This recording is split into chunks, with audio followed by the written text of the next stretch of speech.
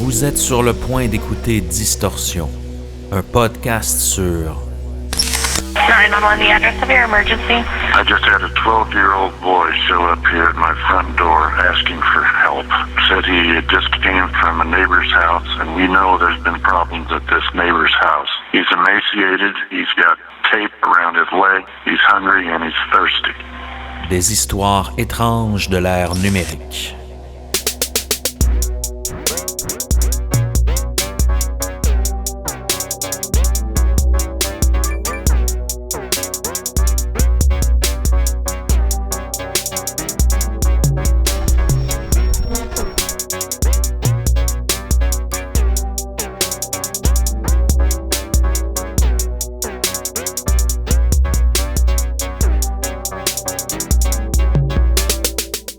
Le 30 août 2023, à Ivans, dans l'Utah, un jeune garçon mal en point s'échappe d'une maison et se rend de toute urgence chez un voisin.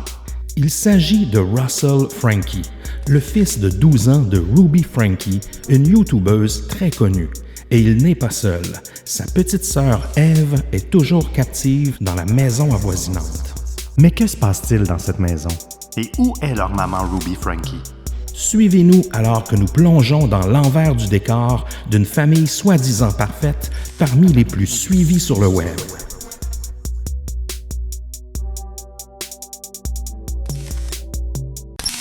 Sébastien Lévesque, comment ça va ce soir? Ça va bien et toi, Émile Gauthier? Ça va très bien. On aborde ce soir un sujet quand même délicat, Oui. troublant en même temps, l'envers du décor des YouTubeuses familiales. Oui.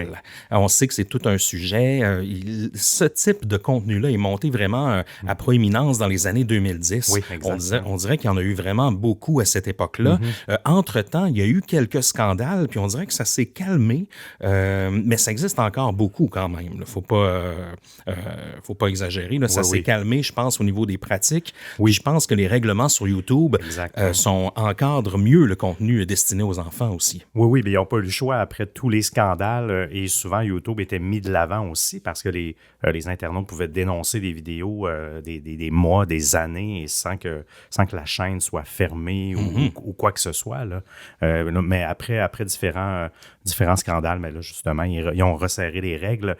Il y a eu tellement de scandales, justement, de vlogs familiales durant 2016, 2017, 2018 qui n'ont pas eu le choix là, de refermer les valves. Mais c'était l'appât du gain à l'époque aussi, parce que ça peut être payant à monétiser des centaines de milliers de vues sur YouTube. Tu peux faire vivre ta famille. Là. Ah, c'est clair. Puis je pense que les gens sous-estiment aussi le public qu'il y a pour ce contenu-là. Vrai, oui. Il y en a des gens qui regardent ce contenu-là, qui bouffent ce contenu de vie familiale-là.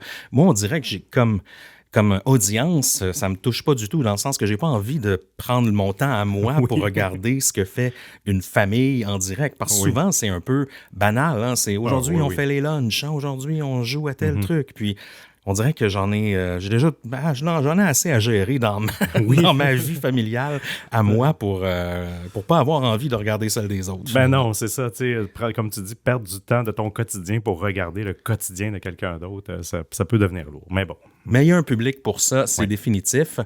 Aussi, on voulait faire un petit trigger warning. C'est quand même un épisode où on va parler de maltraitance envers les enfants. Oui. Donc, sachez-le, on va pas rentrer, vous nous connaissez, on va pas rentrer dans les détails et dans le gore et tout ça. C'est quand même une histoire qui s'écoute, là. C'est pas la fin du monde non plus. On a fait pire à Distorsion. Mais bon, c'est un sujet sensible à ce niveau-là, mais j'avais très hâte qu'on en parle parce que c'était un sujet qui était souvent demandé par les distordus d'un peu partout. Ah oui, absolument. Et qu'est-ce qu'on boit, Seb, pour passer au travers de tout ça encore? Oui, je retourne dans les vieux classiques, Émile. On boit la mixtape du 5e baron qu'on adore à Elmer. Oui, Charlotte Elmer. Oui, c'est la New England IPA, 6,5% d'alcool, est toujours aussi bonne que d'habitude. Puis ça, c'est la version canette rouge qu'on a. Oui, canette rouge, parce qu'il y en a d'autres. Il me semble une canette verte aussi. Oui, la verte, oui, exactement. Je ne sais plus c'est quoi les nuances. C'est peut-être dans les houblons. Dans les houblons, exact. Mais ça reste des New England. Donc, cette bière-là nous a été offerte sur la tournée de bière par David Généreux, qui a fait un don sur le site distorsionpodcast.com. Vous appuyez sur le bouton tournée de bière et ça va direct dans le fridge. David Généreux, qui est très généreux, en fait. Oui, il porte bien son nom. Un shout-out aussi 5 étoiles sur Apple Podcast qui nous vient de Itsy Bitsy. Il ou elle nous dit « Toujours intéressant. J'adore vous écouter. Vos sujets sont toujours intéressants, complets d'informations, avec votre dose de personnalité unique. Vous êtes unique. Merci d'être fidèle au poste pour nous. Eh bien, merci à toi, Itsy Bitsy, de ce beau commentaire. Oui, très gentil. En after show, Seb, tu vas nous parler d'un autre scandale YouTube, celui de la famille, de la chaîne de Daddy O5, qui a aussi fait parler beaucoup. Et là, tu vas nous creuser ça un peu plus en détail ce soir pour les abonnés Patreon. Oui, on va creuser cette famille-là qui est une des premières qui a été vraiment mise en lumière et au grand jour, comment que, ils ont mal viré avec leur chaîne familiale, en fait, au niveau des enfants. Et on va aussi adresser un autre cas d'une chaîne YouTube, Fantastic Adventure, par Michelle Hobson aussi, qui est un peu dans le même style. Donc, ça va faire mal. Oh oui. On vous rappelle qu'on a aussi de la nouvelle merch sur notre boutique en ligne de Distorsion, à notre collection Lake City Quiet Pills, ou encore du camp d'été Distorsion. Oui. On a des hoodies, des t-shirts. C'est un beau design que André, notre monteur adoré et designer graphique, nous a produit. On a des formats aussi casquettes avec ça. Oui. Puis, on a introduit sur la boutique aussi le t-shirt Key Lime Pie, blanc sur noir, avec le logo iconique de la petite tarte à la lime. Et la crème fouettée de Distorsion. Donc, une autre façon de nous encourager aussi, c'est de porter la propagande, de porter notre belle merch de Distorsion, surtout Lake City Quiet Pills. Vous allez vous sentir assez unique. Là. C'est une inside joke que pas tout le monde connaît. Non, effectivement. Vous allez être dans le clan. On en a assez dit, Seb. Est-ce qu'on est prêt à se lancer dans l'épisode troublant d'aujourd'hui? Oui, mais dis-moi, Émile, te rends-tu compte à quel point on est connecté tout le temps, que ce soit pour travailler, se divertir ou même juste pour discuter avec nos proches? Carrément, Seb. Puis tout ça, ça fait encore plus de raisons de protéger nos données quand on est en ligne. Oh oui! Avec NordVPN, tu peux naviguer en toute tranquillité. En un seul clic, tes données sont protégées grâce à un cryptage avancé. Et en plus, tu peux accéder à des contenus exclusifs du monde entier, peu importe où tu es, comme à la maison. C'est vraiment l'outil idéal, que tu sois sur un Wi-Fi public ou chez toi. Puis en plus, NordVPN, c'est le champion commanditaire des podcasts. Donc, ils sont tellement cool. Ah oui, mais ça. Puis en parlant d'idéal, Émile, il y a une offre spéciale juste pour les auditeurs de Distorsion, nos distordus. Oh oui. Cliquez sur le lien dans la description du podcast ou rendez-vous au nordvpn.com/distorsion pour profiter de cette promo exclusive. Avec NordVPN, naviguez librement et en toute sécurité. Est-ce qu'on est prêt à se lancer dans l'épisode troublant d'aujourd'hui? Oui. Ou monsieur. Maintenant. Ruby Frank. Je recommence, André. Premier mot de l'épisode. Ruby Franke, née Griffiths, est une Américaine née en janvier 1982. Elle partage sa vie avec Kevin Franke, un professeur en ingénierie civile à l'université Brigham Young au Utah. Brigham Young est une école avec une affiliation à l'église Church of the Latter-day Saints, donc l'église de Jésus-Christ des Saints des derniers jours. Je pense que j'ai une église comme ça près de chez moi. Oui, il y en a à Montréal. Oui. Communément appelée l'église mormone. Le couple est très dévoué à ses croyances mormones, comme c'est le cas de plus de 60% de la population au Utah. Oui, c'est l'État presque officiel. Je ne sais pas comment dire ça, là, mais on a une grande communauté là-bas. OK.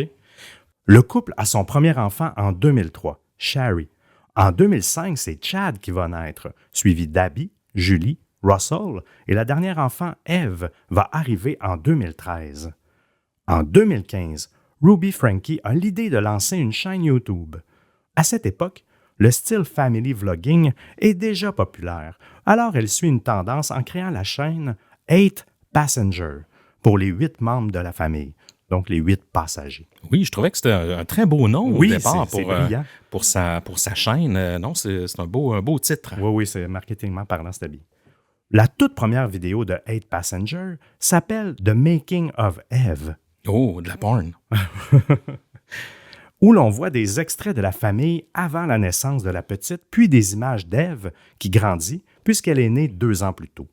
Cette première vidéo est plutôt banale dans le paysage du family vlogging. C'est filmé un peu tout croche, ça a plus l'air d'un genre de vidéo qu'on a fait pour la famille que pour le web. Mais déjà, dès cette toute première vidéo, on voit quelque chose d'un peu inconfortable. Lors d'un gender reveal, là, où on dévoile le sexe du bébé de Eve, le frère aîné Chad est loin d'être content d'apprendre qu'il aura une autre petite sœur. Il est encore jeune, et on le voit dans un moment visiblement vulnérable. Mais ce type de contenu n'est pas rare sur YouTube. Non, on voit vraiment des scènes du quotidien. Oui. Puis de la façon qu'ils ont révélé le genre, justement, de Ève, c'est en coupant un gâteau. Oui. Puis l'intérieur, soit il était bleu, soit il était rose. Oui. Donc, très typique, là, très genré, c'est très, justement. exact. Puis il a coupé le morceau de gâteau, puis c'était rose à l'intérieur. Puis OK. on voyait un peu sa déception, là, le petit gars. Là. Oui. Puis évidemment, ils l'ont filmé. Malgré les nombreux lanceurs d'alerte qui croient que de filmer ses enfants pour des étrangers sur le web est une très mauvaise idée, il y a un grand public là, pour ce type de contenu. Oh oui. Alors, Ruby Frankie et sa chaîne YouTube ne font pas de vagues avec leur première vidéo. Ruby va toutefois avoir la piqûre pour le vlogging. Elle établit une routine de publication constante, proposant des nouvelles vidéos presque tous les jours. Le contenu se concentre sur les aspects de la vie quotidienne d'une famille avec 6 enfants. La préparation des lunchs, les routines matinales, les sorties. Il y a aussi quelques mentions de leurs croyances religieuses, même si ça ne prend pas toute la place dans leur contenu. Donc, ces enfants-là vont vivre en étant constamment filmés, là, Oui. avec une mère qui regarde toujours son téléphone. Ah oui, constant. C'est comme si tu vivais dans une télé-réalité. Les vidéos vont vite attirer une audience stable. Un exploit assez rare pour une nouvelle chaîne YouTube, puisque la plateforme déborde déjà de contenu. En très peu de temps, Ruby va totalement se consacrer à son nouveau rôle de mommy vlogger. Acheter du nouveau matériel ainsi qu'améliorer la production de ses vidéos. La chaîne va commencer à récolter quelques centaines de vues, ensuite des milliers, et ça va éventuellement se rendre dans les centaines de milliers de vues. 8 Passengers va réussir à se démarquer des autres chaînes familiales parce qu'on ne voit pas juste les beaux moments de la famille. Ruby donne l'apparence d'authenticité avec son franc-parler, mais aussi en ne montrant pas une version idéalisée de la famille parfaite qu'on voit souvent sur les réseaux sociaux. Oui. On va se rendre compte que c'est quand même, dans sa réalité à elle, c'est quand même une version assez romantisée, si on veut. Effectivement. Elle montre les défauts et son approche sans filtre devient un peu sa marque de commerce. Et elle ne froisse pas encore trop le public à ce moment-là, alors elle commence à faire un peu d'argent avec la pub YouTube et quelques petits partenariats. Et ça, c'est pré-COPPA, c'est les règles qui régissent maintenant la publicité envers les enfants sur YouTube. Oui. Maintenant, on pourrait plus difficilement faire ça. Là, Effectivement, tu as raison. Puis YouTube niaise plus. Il va automatiquement mettre tes vidéos pour enfants et démonétiser au besoin. Oui, absolument, oui. Le monde du family vlogging va toutefois passer sous la loupe en 2017 après une controverse de la famille Daddy05 qu'on va vous parler dans l'after show plus en détail. Sur cette autre chaîne, les parents vont faire les manchettes internationales pour leur mauvais coup, leur prank, jugé si abusif envers les enfants que les parents vont carrément se faire arrêter par les autorités. 8 Passengers continue quand même un peu à passer sous le radar durant cette période, mais le regard du public envers le concept du family vlogging commence à changer. Les gens deviennent beaucoup plus critiques, non seulement envers les chaînes qui font des pranks, mais aussi envers celles qui filment constamment le quotidien de leur enfant. Je ne sais pas lequel est le pire, si tu veux mon avis. Oui, c'est une bonne question. Certains évoquent qu'il pourrait s'agir d'une forme d'exploitation, que les enfants sont un peu le gang-pain de ces familles et que ceux-ci ne peuvent pas donner de consentement d'être constamment filmés pour des étrangers sur le web. Ils ont un peu raison, je trouve. Ah, ils ont très raison. Parce que, tu sais, c'est des moments, par exemple, s'ils vont pour la première fois à Disneyland, tu sais, c'est des moments pour un enfant que tu veux pas passer à te faire filmer. Tu veux vivre ça avec tes parents, mais là, le 3/4 du temps, elle doit être en train de filmer. Les souvenirs que ces enfants vont avoir de ça, j'exagère, là, c'est sûr, là, mais peut-être que vous allez me trouver un vieux chialeux à soir. Mais j'ai l'impression que les souvenirs que ces enfants-là vont avoir, c'est « Ah, ben maman nous filmait, puis elle nous demandait de... » Oui, parce que... il y a toujours une mise en scène, malgré malgré tout, là, c'est ça. Enjoy the moment. Ben oui, exact. Ah non, mais le parallèle est un peu boiteux, mais c'est un peu comme les gens, encore aujourd'hui, qui filment tout le concert. Ah, avec leur maudit cellulaire. Voyons donc. Tu le réécouteras jamais. Là, non.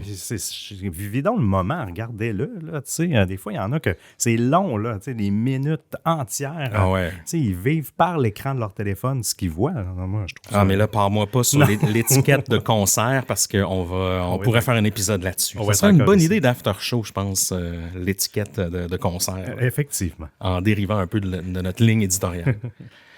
Et même si elle n'a pas encore beaucoup de détracteurs, Ruby, l'air de rien, a fait exactement ce que les gens reprochent. Elle filme ses enfants constamment, du matin au soir, même quand ceux-ci lui demandent d'arrêter. Ils n'ont plus de vie privée pratiquement, là, tout est transformé en contenu. C'est en 2019 et 2020 que la chaîne YouTube va faire un gros virage vers la controverse. Le comportement envahissant de Ruby dérange déjà depuis un petit bout, mais elle va tellement dépasser les bornes que la communauté va lui tourner le dos. C'était déjà clair que Ruby et son mari avaient des croyances assez conservatrices et qu'ils étaient plutôt sévères comme parents, mais les punitions imposées aux enfants qu'on va couvrir là, dans les années 2019-2020 vont marquer le début de la fin pour la chaîne 8 Passengers. Parmi les punitions qui font la controverse là, qu'ils vont imposer à leurs enfants, et là qu'on va même voir dans les vidéos, là, parce que c'est ça, là, c'est pas on vous parle pas de leur vie privée, on vous parle de ce qu'on voit littéralement exact. Sur la chaîne YouTube. Là. Et dans une vidéo, Ruby, elle va chicaner, elle va gronder sa plus jeune, Eve, pour avoir coupé des objets dans la maison avec des ciseaux. Et je l'ai vu celle-là en plus. Oui. Elle va tenir la peluche préférée d'Eve et lui dire « Si tu coupes encore quelque chose dans la maison, je vais lui couper la tête en parlant du toutou. » C'est carrément de la cruauté. C'est que la petite fille est traumatisée en face. Là. Ben oui. Aussi, Ruby va filmer sa famille lors d'une visite au restaurant américain Chick-fil-A. Il se passe toujours des choses dans les Chick-fil-A. On a parlé d'un YouTuber justement qui avait tabassé des gens là, dans un after-show dans le parking d'un Chick-fil-A. Mais là, dans un souper, dans cette super chaîne américaine, Ruby, elle va dire « On est au Chick-fil-A car on soutient le mariage entre hommes et femmes » pour dire haut et fort qu'elle est contre le mariage gay. Et parce qu'évidemment, Chick-fil-A, là, nous, on est moins au courant ici, au Canada ou même en Europe, mais ils ont financé des organismes anti-LGBTQ+. Donc, c'est drôle, hein, publiquement, là, tu sais. Donc, c'est pour ça qu'elle était là. Puis qu'elle en a profité pour clamer qu'elle était contre ça. Là. Et ça, bien évidemment, ça va backlasher puis ça va lui attirer énormément de critiques. Là. Parce qu'on se doute qu'en étant mormon, ben c'est sûr qu'ils ne sont pas très ouverts d'esprit là-dessus. Mais là, c'est un peu de la provocation même. Là. Aussi, Ruby va diffuser une vidéo où elle explique avoir reçu un texto du professeur de sa petite fille Eve qui n'aurait apparemment pas de lunch à l'école. Ruby déclare à la caméra qu'Eve est responsable de faire son lunch tous les matins. Elle a 6 ans là, quand même. Et que si elle a oublié son lunch, Ruby n'ira pas lui porter. Elle va devoir tout simplement avoir faim. Elle refuse que d'autres personnes partagent leur lunch avec Eve. Et là, ça crée un pattern de restriction alimentaire qui commence à revenir souvent. Et les internautes sont enragés contre cette punition là, qui est complètement abusive. Tu joues sur les besoins fondamentaux de ton enfant, quelque part. Là. Ben oui, de 6 ans. Oui. Franchement. À un autre moment, elle va envoyer Chad à un camp thérapeutique nommé Anasazi, bizarre, hein, géré par des gens de l'Église pour adresser des troubles comportementaux. Les spectateurs vont juger là, que cette punition semble démesurée pour un garçon de 14 ans qui ne sort pas vraiment de chez lui. Ils vont aussi souligner qu'il ne s'agit pas d'un programme qui semble encadré par des professionnels de la santé, là, mais c'est une forme plutôt là, de reprogrammation religieuse. Oui. J'ai fait des recherches là, parce que ça existe toujours, Anasazi. Puis c'est sur leur site web, là, c'est tout beau. C'est des camps où justement on n'utilise pas l'humiliation. Tout justement un peu la mauvaise presse que ce type de camp-là. Eux, dans leur discours, du moins ce qui est affiché sur le site, c'est tout l'inverse. Mais, c'est clair. Mais j'ai lu plein de témoignages sur Internet. Là. C'est pas beau, là, ce type d'endroit-là, là, de camps, quasiment des camps de concentration. Là. Ah oui, puis il y en a tellement eu aussi des scandales reliés à ces camps religieux-là que j'ose même pas y penser. Là. Mais ça fait un peu thérapie pour guérir les homosexuels. C'est exactement ce que je pensais. On va te guérir là, en une semaine. Là, on va te faire revirer de bord. Ben oui. C'est un peu ridicule. Aussi, Ruby va également se filmer en train de poser des questions là, super gênantes à ses enfants, surtout aux ados. Par exemple, elle va poser des questions à Chad sur le dating, puis il n'a pas vraiment l'air de vouloir avoir cette conversation-là à ce moment-là. Là. Elle va filmer aussi une de ses filles ados en dévoilant à la caméra que celle-ci veut se raser les jambes et les aisselles. Sa fille est visiblement là, très embarrassée par la scène, tandis que Ruby semble trouver ça très comique. Là. Tu sais, je veux dire, la pauvre fille n'a pas envie que les centaines de milliers d'abonnés de sa mère... voit des scènes intimes comme ça. Là. Ben non, c'est déjà gênant. Le passage à l'adolescence, toute la transformation du corps, la sexualité, les hormones, tout ça, tu veux pas en parler publiquement. Hein, tu sais, c'est vraiment pas correct.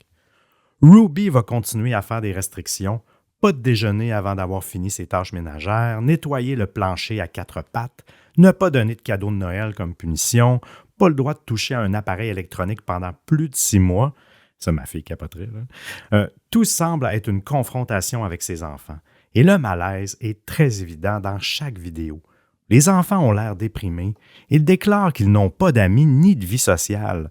Et Ruby les filme avec un sourire malaisant en coin. Elle va également filmer en 2019, écoutez ça, un accident de voiture. Et dans la vidéo, elle dit à ses enfants « Ça aurait dû être nous ». Mais voyons. Et dans la vidéo, Ruby conduisait avec ses enfants lorsqu'ils ont témoigné d'un accident de voiture sur le bord de la route.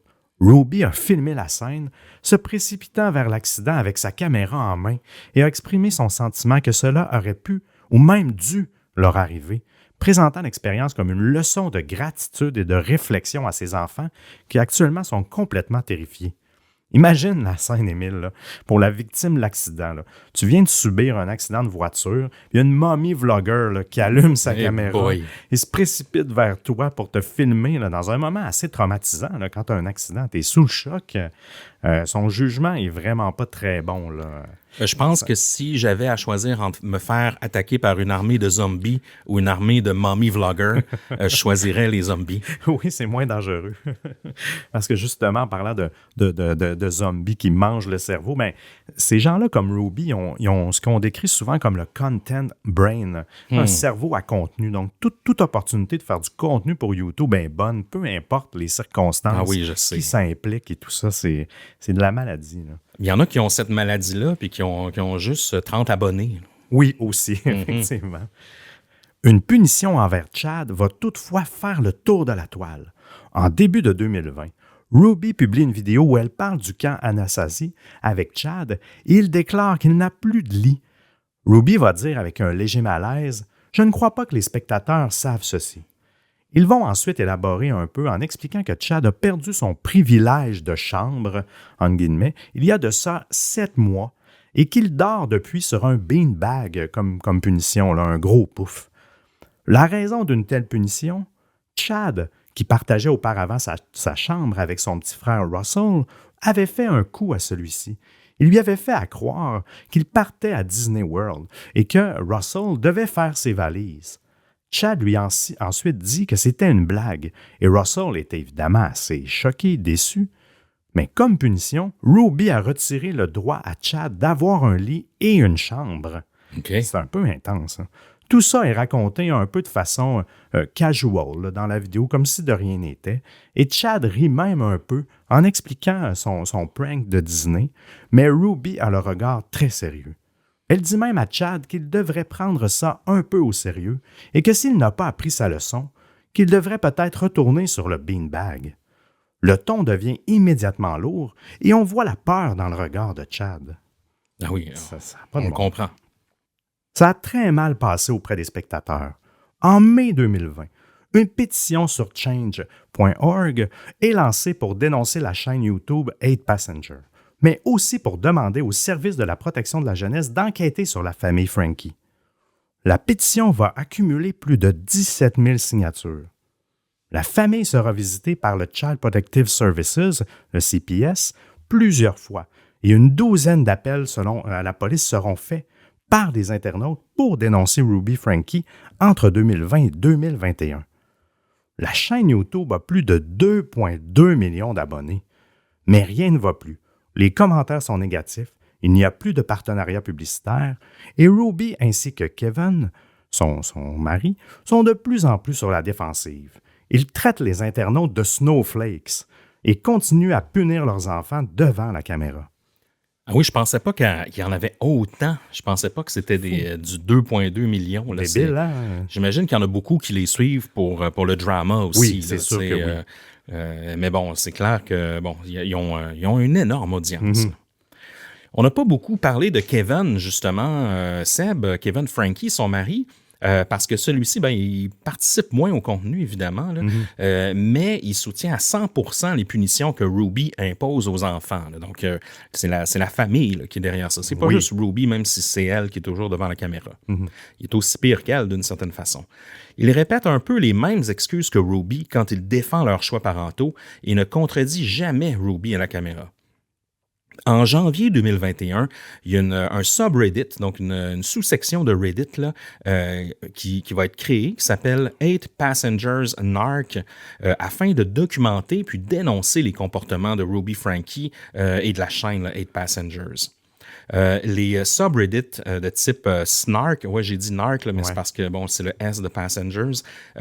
C'est des sites, des subreddits où les internautes critiquent des personnalités publiques, surtout des créateurs de contenu, des influenceurs, des vedettes de télé-réalité, par exemple. Mm-hmm. Le concept est souvent critiqué parce que des fois, en fait, il y a souvent de la cyberintimidation, mais des fois, il y a du doxing, donc les gens vont révéler l'endroit où certains vivent. Là, ça peut devenir dangereux et même toxique là, sur ces channels-là. Il y a certains groupes qui ont toutefois des règles très strictes contre le bullying gratuit où le but est surtout de documenter les comportements problématiques. C'est un peu le cas là, du Snark de 8 Passengers qui commence de façon un peu légère, un peu pour se moquer des comportements bizarres de Ruby, mais qui va vite se transformer en un endroit là, pour exprimer de l'inquiétude au sujet des enfants de la famille Frankie. Mm-hmm. Et à ce jour, le Snark compte plus de 60 000 abonnés. Donc, il y en a des gens là, qui les surveillent. Ruby va ralentir la publication, va ralentir la cadence sur sa chaîne pendant l'année 2021. Mais chaque fois qu'elle publie, elle attire des centaines de milliers de vues, mais les internautes sont de plus en plus hostiles envers elle et son contenu. Elle commence à s'impliquer avec un organisme là, de coach de vie mormone là, nommé Connections, avec un X majuscule dans le milieu, là, aux côtés de sa fondatrice, Jody Hildebrand. Et tout à coup, en janvier 2022, la chaîne 8 Passengers va cesser complètement de publier des vidéos. Mais pourquoi, Seb? Oui, c'est que Ruby va totalement délaisser le contenu familial qui mettait en vedette ses enfants pour se consacrer à faire des vidéos avec Jody sur Connections, la chaîne YouTube de l'organisme du même nom. Mais il s'agit d'un organisme qui offre du counseling pour les individus, les business et les couples, autant pour la santé mentale que pour les dépendances. Les propos de Ruby dans cette nouvelle collaboration sont un peu étranges. Elle et Jody parlent de distorsion et de vérité, sans nécessairement mentionner l'aspect religieux qui inspire leurs conseils, mais qui demeure évident. Ensemble, elles partagent des astuces hyper vagues sur la parentalité, disant que les gens ont trop de distorsion qui les empêchent d'être des bonnes personnes. Dans Connections, Jody et Ruby définissent les distorsions comme des schémas de pensée ou des croyances qui, selon elles, éloignent les individus de la vérité et de la responsabilité personnelle. Elles classent les distorsions en deux catégories principales. Les distorsions de victimes, ça c'est un type de distorsion d'après Jody et Ruby qui se manifeste lorsque les individus se considèrent comme des victimes et blâment les autres ou les circonstances extérieures pour leurs problèmes. Elle affirme que cette mentalité empêche les gens de prendre leurs responsabilités pour leurs actions et émotions, ce que Connections considère comme essentiel pour atteindre la vérité. L'autre distorsion qu'ils mettent de l'avant, c'est la distorsion entitlement, qui veut dire un droit ou un privilège. Cette distorsion est décrite comme un sentiment d'éligibilité, où les gens croient qu'ils méritent certaines choses ou un certain traitement de la part des autres. Judy et Ruby affirment que ce sentiment mène à des attentes irréalistes et à un manque de responsabilité envers son propre bonheur et ses décisions. Jusqu'ici, c'est assez des principes vagues, mais pas trop controversés. À la limite, ça fait un peu de sens. Mais c'est le langage employé toutefois avec les distorsions et la vérité qui fait sourciller les spectateurs. Ruby et Judy voient les distorsions comme des obstacles à une vie fondée sur la vérité qui, selon leur perspective, implique une prise de responsabilité totale, des limites rigides et la gestion personnelle de ses émotions et ses comportements. Les spectateurs n'auront pas du tout aimé ce virage un peu sectaire de la part de Ruby. Et un peu comme dans la scientologie ou d'autres mouvements controversés, la philosophie a une défense pour tout type de critique. Les gens qui critiquent les thérapies de connections sont des gens avec des distorsions qui ne veulent pas la vérité.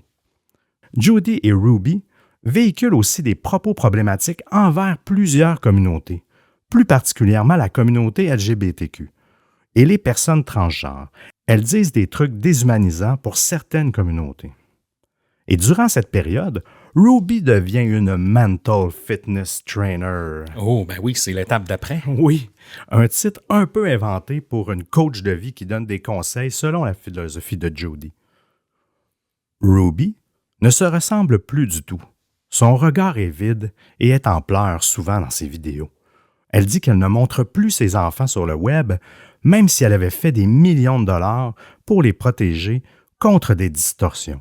Et bien que les internautes soient contents que les enfants ne soient plus filmés, ils trouvent que Ruby a pris un virage un peu fanatique envers non seulement Connections et leur pseudo-science, mais aussi envers Judy. Elle semble penser que le mal est partout et qu'elle fait tout pour protéger ses enfants contre les forces maléfiques de la société.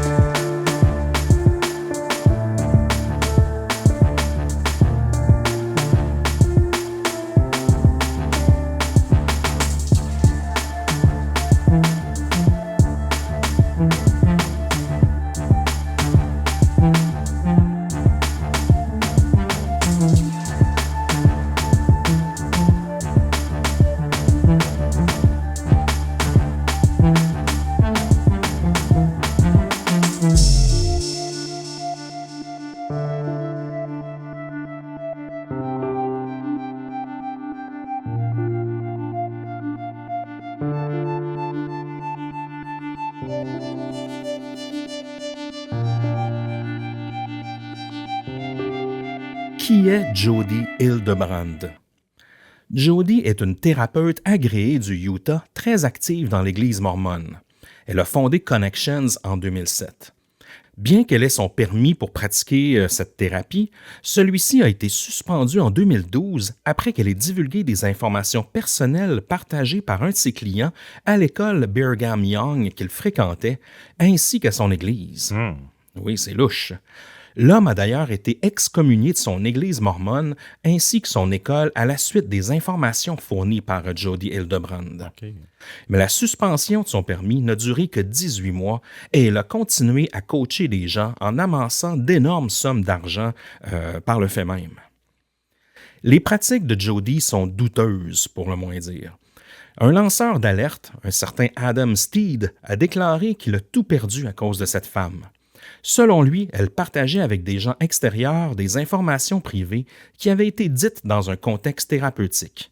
Steed, qui est une victime d'abus sexuels, a aussi été mis dans des thérapies de groupe dans le cadre de Connections avec des abuseurs. Il a allégué que Hildebrand utilisait aussi des techniques d'intimidation visant à responsabiliser les personnes qu'elle conseillait. Il décrit des sessions où elle exerçait une pression psychologique intense, utilisant des tactiques que lui et d'autres ont jugées abusives et manipulatrices.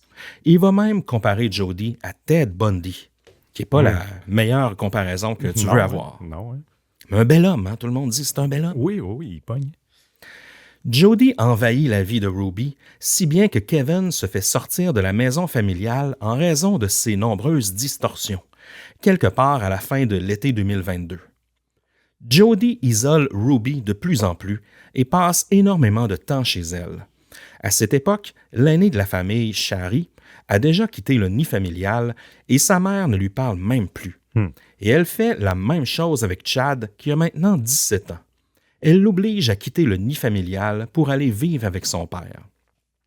Puis je tiens à dire que la maison de Jody, les maisons de ces gens-là sont assez grandes et luxueuses. Oui. La maison de Jody, ça a l'air d'être un genre de bunker dans une colline avec garage double. C'est immense à l'intérieur de tout ça. Super design, vraiment. C'est des gens qui ont des bons moyens là, quand même. Ah oui. Kevin Frankie, justement, le père, garde espoir que sa femme a juste besoin d'un peu de temps et qu'il va tout faire pour garder sa famille unie. Même si Ruby lui demande de partir pour minimum 1 an. Il soupçonne d'ailleurs que cette demande vient plutôt de Jody, qui semble avoir une emprise totale sur la vie de Ruby, ainsi que sa façon de penser. Et Jody a un comportement très bizarre elle aussi. Elle parle en différentes langues. Elle parle comme si elle était possédée par le diable et elle s'impose même pour dormir dans le lit du couple avec eux, avant le départ de Kevin, évidemment. OK, ouais. La maison devient un lieu de fanatisme religieux où Jody contrôle tout. Et ça, c'est drôle, c'est comme un tournant non anticipé dans l'histoire. Non, vraiment pas. Hein? Donc, les enfants, Shari, Chad et Kevin, le père, n'ont plus de contact avec les autres membres de la famille. Sur Reddit, une source près de la famille soupçonne que Connections entraîne Ruby à être physiquement abusive envers les enfants qui sont encore à la maison. Toujours selon cette source, les enfants ne vont plus à l'école et restent parfois seuls à la maison durant plusieurs jours. Shari est extrêmement inquiète et décide d'appeler le CPS, là, un peu la DPJ de l'État, et la police pour intervenir, car elle a reçu comme information que ses sœurs et son jeune frère sont seuls à la maison depuis 5 jours, T'imagines? sans adulte. Ruby n'était même pas loin de la maison en plus. Là. Elle était à un événement de Connections, justement, depuis plusieurs jours à environ 16 km de chez elle. Et selon les voisins, c'est pas rare qu'elle quitte et laisse ses enfants sans supervision. La police va tenter d'entrer dans la maison pour vérifier si les enfants vont bien, mais un juge va refuser de donner le mandat pour ouvrir la porte de force. Bon. Spécial, ça. Hein? La vie des enfants compte pas tant là, en Utah. La plus vieille, encore à la maison, est Abby à cette époque et elle a 15 ans. Et là, mon cher Émile, on va faire un saut dans le temps. On va revenir, on va faire un bond au 30 août 2023 où on a débuté l'intro de l'épisode. Exact. Ce matin-là, Russell Frankie, 12 ans, se pointe à une maison à Ivins, au Utah, en demandant de l'aide. Il ne porte pas de chaussures, il est hyper maigre et il porte des blessures inquiétantes au niveau des chevilles et des poignets. Il demande à l'homme qui répond à la porte s'il peut l'amener au poste de police. L'homme fait un appel à la police qui crève le cœur. Il raconte qu'un jeune garçon s'est pointé chez lui, disant qu'il venait d'une maison avoisinante. Il dit que le garçon est émacié et qu'il a du duct tape sur les jambes et qu'il a très faim et soif. Maintenant en pleurs, l'homme ajoute « Je pense qu'il y a de bonnes chances que ce garçon a été détenu contre son gré. Il est couvert de plaies. » Oui, c'est l'appel au 911 que vous avez entendu en intro. Comme on vous a raconté au début de l'épisode, la police est vite arrivée sur les lieux avec les paramédics pour prendre Russell en charge. Ils sont aussi en pleurs en voyant l'état du jeune garçon affaibli. Mais Ruby Franke n'est pas dans les parages. En fait, la ville d'Ivans n'est pas du tout là où se trouve la maison de la famille Franke. La voisine, toutefois, est Jody Hildebrand. Russell raconte à la police que ce n'est pas du duct tape qui a causé les lésions qu'il a au poignet et aux chevilles. Ce sont des blessures causées par des cordes ainsi que des menottes qui ont parfois été liées dans son dos. Les blessures sont aussi extrêmement infectées. Pauvre coco. Du poivre de Cayenne et du miel ont été mis sur la peau de l'enfant sous le saran wrap et le duct tape. Ben voyons donc. C'est quoi ça? C'est pour créer encore plus de douleur au plaies? Ou une technique pour guérir, mais ouais. Je pense pas que ça fonctionne. Russell confirmera plus tard en entrevue qu'il a réussi à s'enfuir par une porte patio de la maison après avoir retiré les menottes qui lui avaient été mises et que la raison pour laquelle il s'est enfui est qu'il avait faim et soif. Pauvre petit. Pendant qu'il se faisait soigner, Russell déclare à la police qu'il croit que sa petite sœur Eve, de 9 ans, est encore dans la maison avoisinante appartenant à Jody. Mais il ne l'a pas vue depuis plus d'1 mois. Et là, ça semble assez inquiétant. Et là, suite à ce signalement-là, la police part cogner chez Jody. Et là, ils prennent les choses quand même assez au sérieux, hein, parce que la vidéo existe, ça a été filmé par des bodycams de policiers. Vous pouvez aller voir tout ça. Vraiment, c'est l'escouade des rednecks. Là. Ils arrivent dans une boîte de pick-up. Oui, l'escouade tactique des policiers avec des mitraillettes. Là. Et là, ils cognent à la porte. Puis là, c'est la gigantesque maison avec une grosse porte. Là. Un enfant aurait de la difficulté à sortir de là quand même. On dirait un bunker. Il y a même une grosse porte, comme dans une banque, là, un peu là, comme une voûte, là, une pièce sécurisée. Okay. Et dans cette pièce-là, tout d'abord, quand il arrive, Jody a dit « Je suis en train de parler à mon avocat, vous n'avez pas le droit d'entrer, tout ça. » Ça n'a pas été long qu'ils l'ont pris et qu'ils te l'ont tassé de là. Oui. Puis, mais tu sais, elle n'a aucunement coopérer avec les policiers. Là. Et eux, ils se retrouvent à faire le tour de cette maison-là qui est immense, qui est très labyrinthique. Là. Il y a des raccoins partout. Et c'est justement dans l'autre bord d'une porte de voûte de banque qu'ils vont trouver des menottes et des chaînes. C'est comme un mini bunker. Hein? Si tu cries là-dedans, il n'y a pas grand monde qui vont t'entendre. Non, exact. Et donc, c'est là qu'ils comprennent que probablement que le jeune Russell a été enfermé là. Ils vont aussi trouver 85 000 $ cash dans cette voûte-là. Et c'est en regardant dans une garde-robe, un peu comme dans un walk-in, dans une des salles de bain de la maison, que la police va trouver la petite Eve assise sur le plancher, immobile, la tête là, mal rasée, très maigre. Et là, la pauvre, elle doit être traumatisée parce qu'encore une fois, j'ai vu l'image. Et puis, imagine, la petite, elle est assise dans un garde-robe noir, sans lumière, depuis on ne sait trop combien de temps, des jours possiblement, et il y a un homme qui ouvre ça avec une mitraillette à la main, et qui fait 3 fois ta taille, là, tu sais. Et même si l'homme fait bien des efforts pour lui parler, la petite, elle est assise au centre et ne dit pas un mot. Elle ne répond pas. Donc, c'est quand même des images dures à regarder, tu sais. Puis même si le gars lui parle tout doucement... c'est quand même un gars habillé en militaire avec une mitraillette dans les mains. Là. Ça fait peur, même à un adulte comme nous. Là. Ben oui.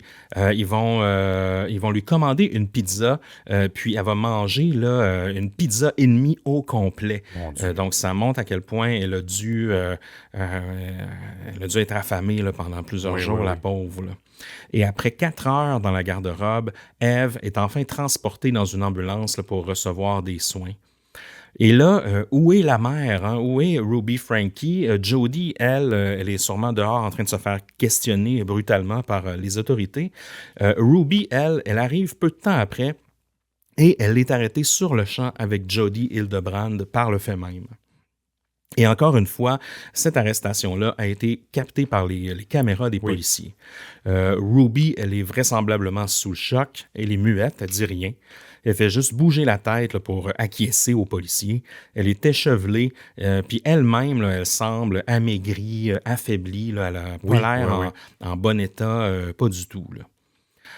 Lors de l'arrestation de Ruby, sa propre fille, Shari, publie dans sa story Instagram une photo de l'arrestation de sa mère avec le mot « enfin ».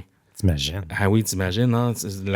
La satisfaction, en plus, c'est sa mère. Oui. Donc, tu vois à quel point ça lui pesait Oui. sur le dos là, pour qu'elle publie une stories là-dessus. Là, j'en reviens pas. Là. Les deux autres petites filles de Ruby sont chez une autre employée de Connections, une certaine Pam Butcher, pendant que tout ça se déroule. La police va également débarquer là et questionner Pam sur ce qu'elle sait, mais selon elle, elle ne sait absolument rien. Ouais. Un voisin de Ruby, là, même si les arrestations ne se sont pas déroulées là, mais plutôt chez Jody, va quand même parler d'un gros soulagement aux médias parce que lui avait remarqué des choses. Ben oui, et sûr. selon lui, il avait peur là, que la police se pointe un jour, mais lui avait peur que c'est dans des body bags là, que la famille sortirait, Oui. des sacs mortuaires. Donc pour lui, c'est une bonne nouvelle, puis il est soulagé qu'il n'y ait pas de mort. Oui, parce que quand tes voisins t'observent un peu, tu peux voir sans passer tes journées à regarder dehors, tu vois un peu les habitudes, les gens qui sortent, les gens qui rentrent. Tu sais quand il y a des enfants. Si pendant des jours, tu vois les parents partir et ne pas revenir, justement, pas de voiture, rien, tu dois te questionner. Je suis même surpris que les voisins n'ont pas... Mais quand tu vois jamais les enfants jouer dehors. Mais t'sais. non, c'est vrai en même temps. Non, puis je veux pas blâmer les voisins parce que des fois, tu veux pas trop te mêler de ce qui te regarde pas non plus. Oui, de la famille des autres. Oui, là, exact. Mais parfois, il faut agir. faut agir, exact. Les détentions de Ruby et de Judy vont être étranges aussi. Lorsqu'elle est questionnée, Judy se présente comme une thérapeute qualifiée qui est souvent du bord de la police. Elle est très verbomotrice, mais elle ne dévoile quand même rien sur la situation et blâme même son avocat pour expliquer pourquoi elle ne répond pas vraiment aux questions. Elle dit qu'elle ne veut pas paraître malhonnête et qu'elle a tout simplement suivi les conseils de son avocat, qui n'est même pas encore sur place. Mais elle ne se rappelle même pas du nom de famille de celui-ci. Bon, bravo. C'est tout le contraire de ce qui se passe avec Ruby. Elle est assise dans une salle d'interrogatoire et elle cligne tranquillement des yeux avec le regard vide. Elle ne répond pas aux questions et fait juste fixer les enquêteurs durant plusieurs longues minutes. La seule chose qu'elle va finalement dire, c'est qu'elle va attendre d'avoir un avocat avant de répondre. Kevin Franke va aussi être questionné par la police. Il va toutefois répondre aux questions de la police, dévoilant qu'il n'a pas vu ses enfants, les plus jeunes, depuis 1 an et qu'il ne sait pas ce qui se passe dans sa propre maison. Bravo. Ben oui. Il est seulement en contact avec Shari et Chad, ses 2 plus vieux. Il a toutefois vu Ruby à quelques reprises, mais surtout pour signer de la paperasse. La police pousse pour comprendre ce que Kevin sait, mais il dit qu'il n'a même pas de mise à jour sur l'état de ses enfants depuis qu'il a quitté, et ce, même s'il parle périodiquement à Ruby. Il ne sait même pas que 2 de ses enfants étaient dans une autre ville dans la maison de Judy. La police ne dévoile pas initialement la raison pour laquelle Kevin est questionné et ne dit pas l'état dans lequel ses enfants, Russell et Eve, ont été trouvés. La police le questionne plutôt sur l'état de sa relation avec Ruby et ses opinions sur Judy. Ouais, c'est pas une mauvaise idée de le questionner là-dessus. Oui.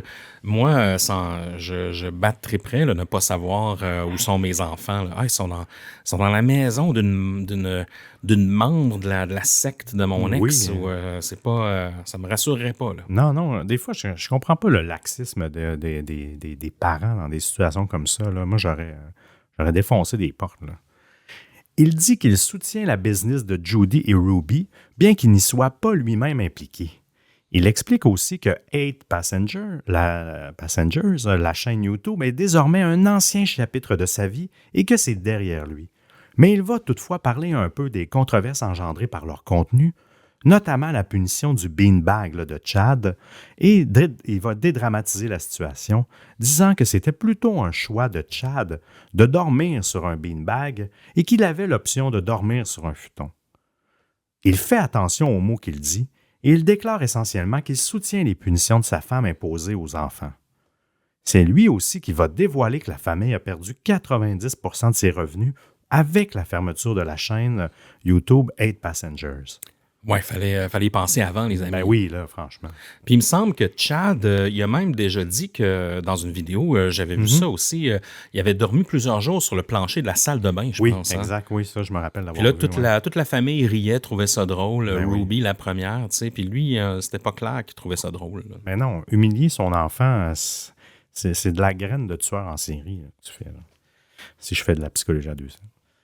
Kevin va ajouter que la raison principale qu'il a été sorti de la maison est pour sa dépendance à la pornographie, Ah bon? pour laquelle il dit avoir obtenu de l'aide.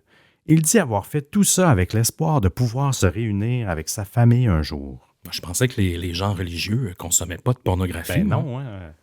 Pourtant, c'est interdit. Quand les enquêteurs vont lui apprendre que Russell et Eve sont à l'hôpital en décrivant leur état, Kevin est visiblement sous le choc. En apprenant ça, il dit qu'il ne soutient aucunement ce type de traitement envers les enfants et il change de position. Contrairement à Ruby et Judy, Kevin n'est toutefois pas en état d'arrestation. Mais il va continuer à la défendre et dire qu'il l'aime, qu'il est bouleversé par les événements et qu'il veut retrouver ses enfants le plus rapidement possible. Sous le coup de l'émotion, il dit se sentir responsable de la situation, que s'il avait été un meilleur mari, peut-être que rien du tout ne serait arrivé. Il va même remercier la police d'être intervenue. Judy et Ruby vont donc être détenus par la police et auront 6 chefs d'accusation de maltraitance aggravée d'enfants. Et là, tranquillement, on va regarder un peu dans les preuves parce que l'air de rien, ils en ont laissé aussi sur YouTube des preuves. Hein. Toutes les vidéos dont on parle, ça compte pour des preuves, ça. Absolument, oui. Parce que là, c'est sur la chaîne. On voit carrément les enfants admettre et Ruby admettre aussi qu'il y a eu des punitions un peu malaisantes. Donc, c'est quand même là. Il faut pas... elle a laissé beaucoup de preuves numériques, en quelque sorte, Ruby. Exact, sans le savoir. Et dans les preuves, il y a aussi quelque chose de fracassant, là, le journal intime de Ruby Franke. Imaginez-vous donc qu'elle tenait un journal intime, cette femme-là, où elle documentait tout. Elle a même fait une ligne du temps des événements et des abus que les enfants ont subis. Ah ouais, c'est assez particulier, mais pourquoi? Il est noté que Russell et Eve étaient chez Jody depuis le mois de mai dans un genre de camp de travail là, où ils devaient faire le ménage, monter et descendre des escaliers à répétition avec des boîtes lourdes, travailler dehors à une chaleur accablante et autres tâches là, complètement pas appropriées pour une petite fille de 6 ans. Là. Ben non. En juillet, Russell a tenté de s'enfuir en plein milieu de la nuit, mais Ruby l'a retrouvé. Imaginez. Là. C'est... Dans ce même journal, Ruby traite son fils de serpent et dit que ses enfants ont un comportement déviant et pécheur. Il écrit aussi que Russell lui a dit qu'il préférerait avoir un verre d'eau que de l'avoir comme mère. Il l'échange contre un verre d'eau pour avoir soif. Ce dernier a aussi été pris en train là, de voler, entre guillemets, là, de l'eau d'un boyau d'arrosage. Et là, Ruby a été très fâchée. Elle a également rasé la tête d'Eve en lui disant « Si tu agis en malade, tu auras l'air malade. » Ça, c'est fou, là. C'est de la manipulation. Elle fait des mind games avec ses enfants. Eve dit qu'elle croit mourir à cause de la chaleur et sans écran solaire, et Ruby lui répond que l'enfer est encore plus chaud et brûlera les méchants, et qu'elle devra s'y habituer si elle ne change pas. Elle fait énormément de références au diable et au mal dans son journal. Kevin, le père, va éventuellement un peu plus s'ouvrir aux autorités et décrire un peu l'état de Jody avant que tout ça se déroule. Il dit que Jody s'est déjà imposée auprès d'une autre famille que les Franke auparavant et que celle-ci a dû la mettre à la porte puisqu'elle s'auto-mutilait avec des couteaux après avoir été rejetée par le mari de cette famille. Eh boy! Fou, hein? Mais selon Jody, elle disait avoir été plutôt enlevée par la famille et c'est là qu'elle a contacté Ruby là, pour s'imposer dans cette nouvelle famille. C'est un parasite, cette femme? Ah oui, c'est pas bon ça. Il dit que la maison a viré au chaos total quand Jody est arrivée, qu'elle cassait des assiettes et faisait des crises et que Kevin a éventuellement été là, défendu de monter au 2e étage. Il disait aussi que les lumières ont commencé à clignoter par elles-mêmes et que Jody se disait possédée par le diable et que Kevin devait faire un exorcisme sur elle. Et certaines de ces sessions d'exorcisme, parce qu'ils en ont fait, là, ont aussi impliqué cette fameuse là, Pam Butcher qu'on a mentionnée plus tôt, Oui. la femme de Connections qui avait les 2 autres enfants, là, où ils ont été retrouvés. Mais elle n'a jamais été arrêtée là, en passant, là, en lien avec cette affaire, mais elle aurait participé là, à ces sessions d'exorcisme. Là. Ouais. Et là, ça prend des tournures inattendues. Là. Je ne m'attendais pas à aller jusque-là dans cette histoire. Ah non, c'est assez fou. Là. Les détentions de Judy et Ruby vont également dresser un portrait peu avantageux pour leur situation. Au téléphone, Judy dit ne pas comprendre pourquoi elle est là et que tout ça est un coup monté contre elle pour qu'elle serve d'exemple. Elle dit que tout ça est la faute au diable et que celui-ci utilise les enfants pour la provoquer car elle connaît la vérité sur lui, le diable. Bon, elle a des pouvoirs qu'on n'a pas. Hein? Elle dit que c'est Russell qui s'est blessé lui-même en frottant ses poignets et ses chevilles avec les cordes qu'elle lui a mis autour des poignets et des chevilles. OK. Le lendemain de son arrestation, Ruby, de son côté, parle avec Kevin au téléphone et a un discours très semblable à Judy, voire identique. Elle dit que c'est le diable et que la police exagère les blessures des enfants. Elle défend même Judy au téléphone et dit que tous les hommes qui servent Dieu ont été incompris. Mon Dieu. Elle dit aussi que Dieu lui a parlé quelques instants avant qu'elle se fasse arrêter pour lui dire que ses enfants allaient se faire retirer de sa garde. OK. Elle a encore une fois des pouvoirs qu'on n'a pas. Au téléphone, Kevin la soutient, mais il souligne quand même que ce n'est pas vrai que les blessures ont été exagérées par la police, que ce qu'il a vu est très sérieux. Elle va aussi beaucoup s'inquiéter pour Judy et constamment demander des nouvelles d'elle pour savoir comment elle va. Elle a l'air perdue sans elle et c'est quasiment obsessif. Oui, elle s'inquiète plus pour Jody que pour ses enfants. Ben oui, ses propres enfants. Qui sont malades, amaigris, qui ne vont pas à l'école depuis on ne sait pas combien de temps. Là. Non, elle a complètement été brainwashée. Hein. Mais son ton va changer.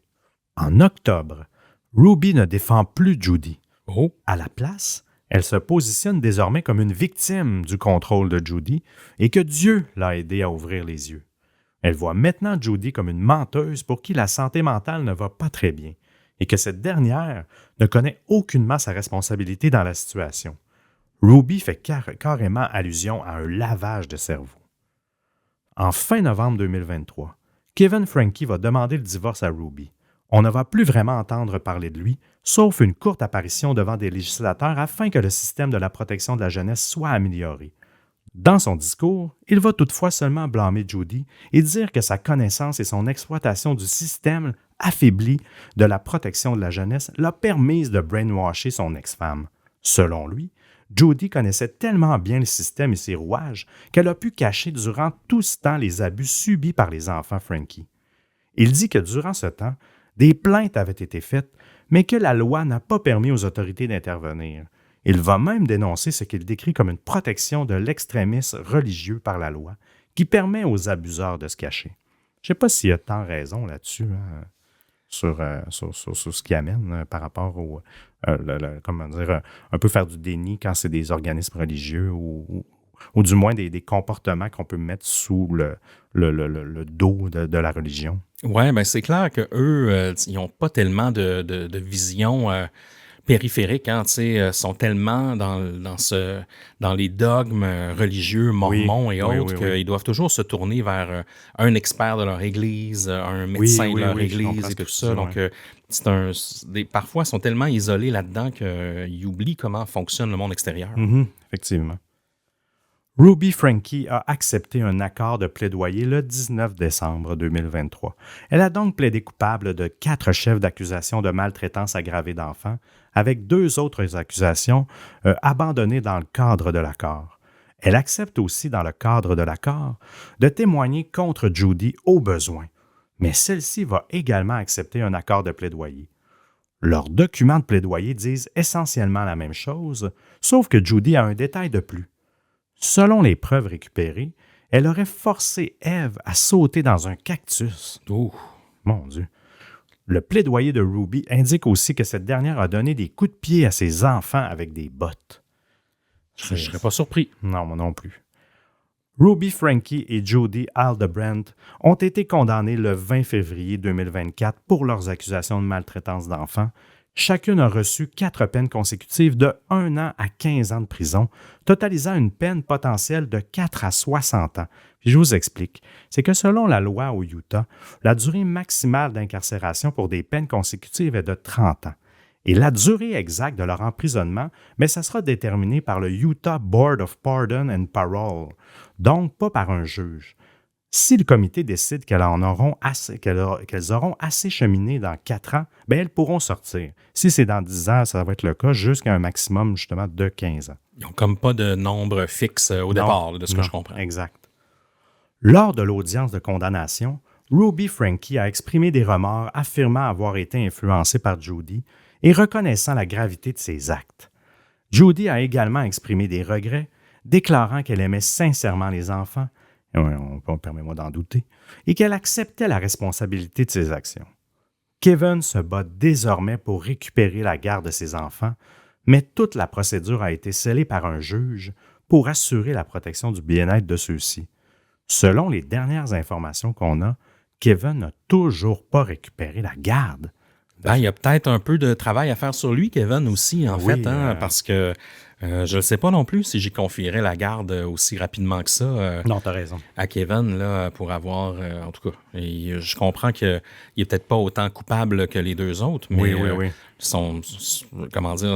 son ignorance et sa non-poursuite de trouver ses enfants et autres prouve que c'est peut-être pas une priorité chez lui. Là. Non, absolument. Et sa dépendance à la porno. Oui. Certains autres membres des familles Franke et Hildebrandt vont se manifester à la suite des arrestations et condamnations de Ruby et Jody. Jesse Hildebrandt, qui est dans la famille de Jody, a partagé aux médias des allégations troublantes sur des expériences vécues durant l'adolescence. Jesse affirme avoir subi des formes sévères de maltraitance physique et psychologique, incluant être attaché avec du ruban adhésif, forcé de dormir dehors dans la neige et isolé pendant de longues périodes. Jesse décrit également des abus émotionnels, spirituels et psychologiques, comme l'interdiction de parler à quiconque et l'obligation de confesser des péchés perçus par ses parents. Chad, l'aîné de la famille Franke, est aujourd'hui très actif sur les réseaux sociaux, mais de façon un peu légère.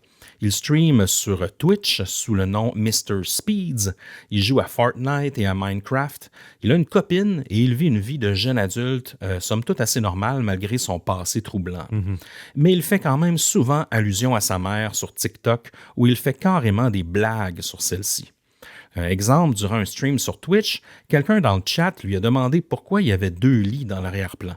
Et Chad répond que l'un des 2 est un sofa, mais que c'est mieux que la fois où il n'avait même pas de lit. Il fait allusion à la punition du beanbag. Chad va parler de sa mère de temps en temps. Il va même dire que selon lui, Jody était amoureuse de Ruby. Ce qui se peut aussi, on ne sait jamais. Sur Instagram, il publie aussi une vidéo avec le texte « Voici un tatouage de ma mère », avec de la crème à raser qui cache le design. Une fois la crème nettoyée, il dévoile qu'il n'y a pas de tatouage. Donc, un peu une pointe d'humour noir quand même. Et la vidéo a récolté plus de 3 millions de vues. La sœur aînée de la famille est aussi active sur les réseaux sociaux, mais son approche est très différente de celle de son frère. Elle est plutôt devenue militante contre le family vlogging, parlant même devant des législateurs pour que les lois en lien avec les familles créatrices de contenu soient changées, que les enfants soient mieux protégés. Elle écrit d'ailleurs un livre qui va sortir en janvier 2025 intitulé « The House of My Mother », qui risque d'être intéressant à lire. Oui, absolument. Les sœurs de Ruby Franke, maintenant, vont aussi prendre parole dans une publication commune sur les réseaux sociaux. Bonnie, Ellie et Julie vont faire la déclaration suivante. « Depuis 3 ans, nous avons gardé le silence sur la relation avec notre sœur Ruby pour le bien de ses enfants. Le 30 août, les événements qui se sont déroulés ont nécessité notre silence. Depuis, nous avons fait tout ce qui était en notre pouvoir pour essayer de garantir la sécurité des enfants et nous continuerons à le faire. Ruby a été arrêtée, ce qui devait arriver. Jody a été arrêté, ce qui devait arriver. Les enfants sont maintenant en sécurité, ce qui est la priorité. » Donc, c'était la citation. Oui. Leur déclaration va toutefois être fortement critiquée par les internautes qui vont juger qu'elle aurait dû intervenir ou se manifester plus tôt. Julie et Bonnie vont également faire des vidéos YouTube à ce sujet, mais elles vont être beaucoup plus sur la défensive, là. Et Julie va même se servir de cette vidéo pour un peu promouvoir sa chaîne et parler du contenu à venir, là. Donc, ils ont un peu quand même une petite tendance YouTubeuse, là.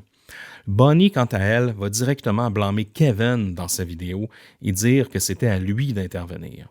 Bon, ben, tout le monde a un peu une tendance à blâmer l'autre, là. Mais tout le monde avait un rôle à jouer, effectivement. Oui, un téléfilm là, sur la chaîne Lifetime intitulé Mormon Mom Gone Wrong de Ruby Frankie Story a également vu le jour tout récemment à la fin 2024. Le film met en vedette Heather Locklear dans le rôle de Jodie et Emily Ullerup dans le rôle de Ruby.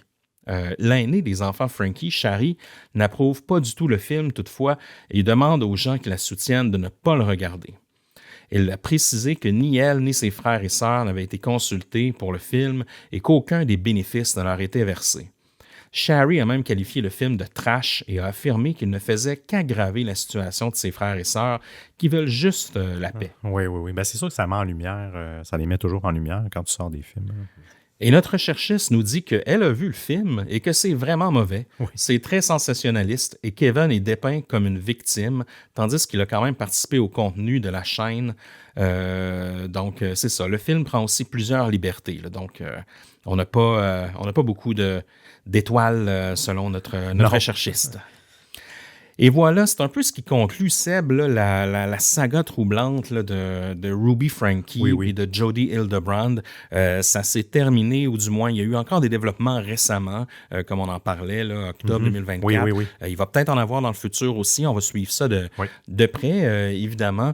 C'est clair que c'est une histoire qui soulève des questions importantes là, sur les responsabilités parentales, les dangers de l'exposition en ligne, les limites du contenu familial dans le monde des réseaux sociaux. C'est un sujet qu'on a parlé souvent aussi, étant nous-mêmes papa d'enfants et d'ados. Donc, c'est un peu troublant. Moi, j'ai toujours été troublé par ça, là, le contenu familial sur les réseaux sociaux, jusqu'où ça va. Et si les services étaient intervenus plus tôt, en fait, auprès de la famille Frankie, est-ce que tout cela serait arrivé? C'est la question à se poser aussi. Mais en même temps, peut-être qu'ils sont arrivés au bon moment parce que si ça avait continué comme ça, il y aurait peut-être eu des morts. Oui, c'est vrai, hein, tu as raison par rapport à ça. Je ne sais pas si aujourd'hui, encore une fois, si les autorités ont appris c'est parce que c'est une forme de plainte numérique, encore une fois, comme quand il y a des menaces en ligne, de la sextorsion et tout ça. À l'époque, ils ne traitaient pas ça de la même façon, avec autant d'importance. Oui, j'ai l'impression que ça aussi, ça a dû changer. On parlait de YouTube, mais j'ai l'impression que même les autorités sont plus aware par rapport à ça. S'il y a des plaintes, ils vont aller vérifier plus rapidement. Et je me demande si aujourd'hui, ça va encore arriver. Avec tous les mécanismes et la surveillance du web, je ne sais pas si ça va encore arriver, des familles qui se filment, qui maltraitent leurs enfants. Peut-être qu'il y en a encore aujourd'hui des nouvelles. Là, dans mes recherches, je n'ai pas vu de nouveaux cas, mais j'ai l'impression qu'on a peut-être mis un peu le couvercle sur la marmite aussi par rapport à ça. Peut-être que je me trompe, là, mais... C'est sûr qu'il y a d'autres cas qui sont weird un peu. Moi, je me rappelle du cas de Ren Eleanor là, sur TikTok. Elle ne maltraite pas ses enfants, mais elle met sa fille toujours de l'avant, sachant très bien qu'on a fait une vidéo TikTok là-dessus. Vous irez voir sur notre chaîne TikTok. Parce que, puis je m'étais fait énormément critiquer par les mommy vloggers, là, justement, parce qu'elle sait très bien que c'est énormément de pédophiles qui suivent sa chaîne, puis qui commentent même. Puis elle va jouer avec ça, des fois en mettant sa jeune fille, dans des positions un peu suggestives, en lui faisant faire des trucs weird, sachant très bien qu'il y a plein de pédos qui la suivent. Donc, gros malaise de ce côté-là. Tu sais, donc, je pense que ça change. Je pense que les gens vont moins exposer les punitions qu'ils donnent à leurs enfants. Là, puis on est peut-être moins à l'ère du vlogging de famille en continu, de vie de tous les jours. Je ne sais pas. Ben, dites-nous-le, les distordus. Est-ce que vous regardez ce contenu-là, vous, le contenu de famille? Est-ce que ça existe du bon contenu familial? Qu'est-ce que vous estimez qui est du bon contenu? Ça peut être pratique des fois d'avoir des idées de lunch ou autre, ça je comprends. Oui, puis je peux comprendre les gens qui veulent suivre une famille au quotidien. C'est comme la télé-réalité, en fait. Moi, je le vois un peu comme ça quand tu suis des gens dans leur quotidien, mais c'est toute la dérive que ça amène qui est lourde. Ah oui, c'est clair. Donc, dites-nous ce que vous en pensez, les distordus. Qu'est-ce que vous feriez? Est-ce que vous seriez du genre à exposer vos enfants sur les réseaux sociaux? On veut tout savoir. Sinon, en after show, Seb, tu vas nous parler de Daddy O5 et aussi de la chaîne Fantastic Adventures qui ont été au centre de la controverse là, il y a quelques années, qui ont un peu servi d'exemple même. Oui. Et donc, pour nos abonnés Patreon, on tient à remercier André Beaupré qui fait notre montage et notre édition graphique. Et on remercie nos deux fabuleuses recherchistes aussi. Shout-out à vous. Et on continue, on n'a pas le choix de nommer encore une fois une bonne liste de shout-out Patreon qui sont les financiers, qui sont les actionnaires de Distorsion à quelque part. Seb, je te laisse aller. Oh oui, pour le partage des actions, je remercie Karma QBK, Marilyn, Émilie, Laurie BG et Brenda C. Je continue chez les actionnaires Pierre-Luc D, Vicky avec un E, Hugo B, Patrimar et Dominique B. Un gros high-five à Pierre-Olivier L, Rosa, Nala B, Joanie B et le mystérieux Brandon. Une bonne tape dans le dos à Dan G, à Marie-Pierre B, Lisa Jean TB, à Jasmine A et Karine J. Et je conclus avec un remerciement à Steph D, Marie-Lise C, Sharon M, Pascal L et Annie. Merci à vous. Oui.